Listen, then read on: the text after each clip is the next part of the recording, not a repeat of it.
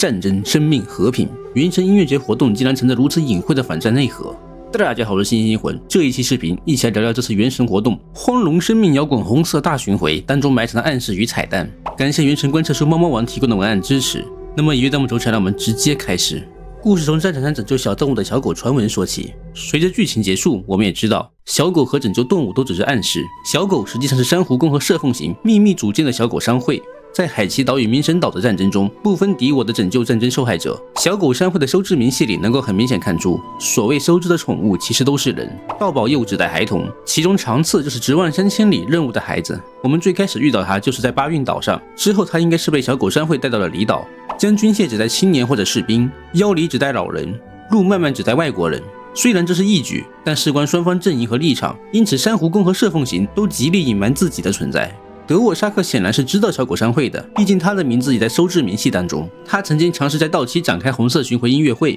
但可能在战争中被波及，得到了小狗商会的帮助。后续以小狗商会的故事写了这首反战的歌曲。举办音乐会也是想要倡导小狗商会这样和平反战的主题。但当时冥神岛和海奇岛正在激烈交战中，民众的战争热情高涨，因此投资人才会认为此时推出这样的反战音乐会有风险，不但赚不到摩拉，还有可能背上消极待战的罪责。只是德沃沙克作为摇滚艺术家，自然就不理解投资人们的顾虑。而这一次德沃沙克和伊斗举办音乐会，依旧还是以小狗商会为代表的反战精神作为主题，可能顺嘴用传言的形式将小狗商会的故事告诉了伊斗，结果勾起了伊斗的探究兴趣。随着调查的深入以及伊斗的宣传，越来越多人开始留意到这个小狗。为了不给背后真正的小狗商会惹上麻烦，德沃沙克才将歌词中的小狗改成了伊斗喜欢的鬼兜虫。而鬼兜虫虽然看起来凶猛，也会被拿来斗宠，但却是有灵万物中最不爱争斗的，也就是象征着和平。正如他所说，重点其实是小狗背后的精神，所以不管是换成鬼兜虫也好，换成什么也好，这样的精神能够传承下去就足够了。接着我们再来看看伊斗和派蒙演唱的那首歌，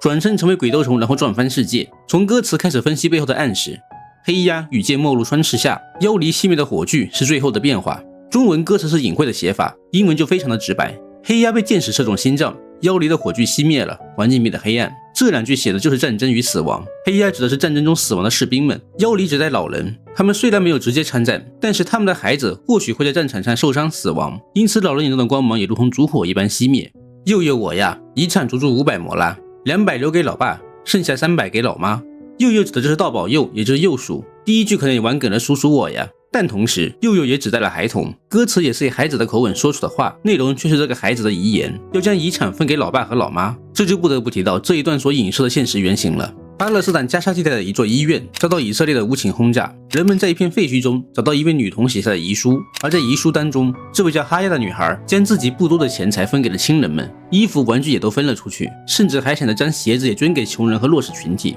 言辞简单淳朴，却让人为之动容。在生命的最后关头，他还希望向世界传递温暖与爱，因此这段歌词当中的反战主题已经不言而喻。3只将军蟹数一数10根爪。前面我们说了，将军蟹指的是青年或者士兵，然而一只将军蟹只有8条腿，3只蟹应该是24条腿，但却只有10根爪，暗示了战争中士兵们的伤亡惨状，就算活下来也是身体残疾。一群路漫漫沉睡在生锈老家，路漫漫指的是外国人，沉睡或许指的是长眠，生锈老家则可能暗示他们再也回不去的家乡。这一句歌词暗示战争中被波及的无辜民众的伤亡。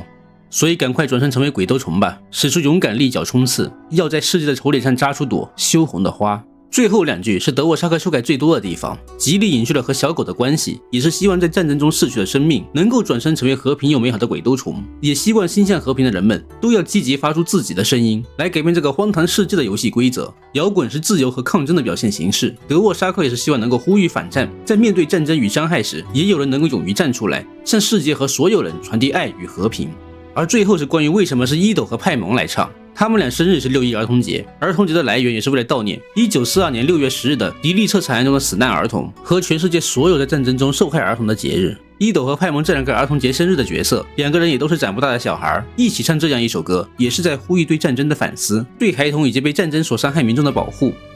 最后用这一次寄行名片、寄行邦谣作为本期结尾。世界不疼爱他的孩子，不然干嘛赶着他们去另一个世界？你懂什么？说不定那边更摇滚呢。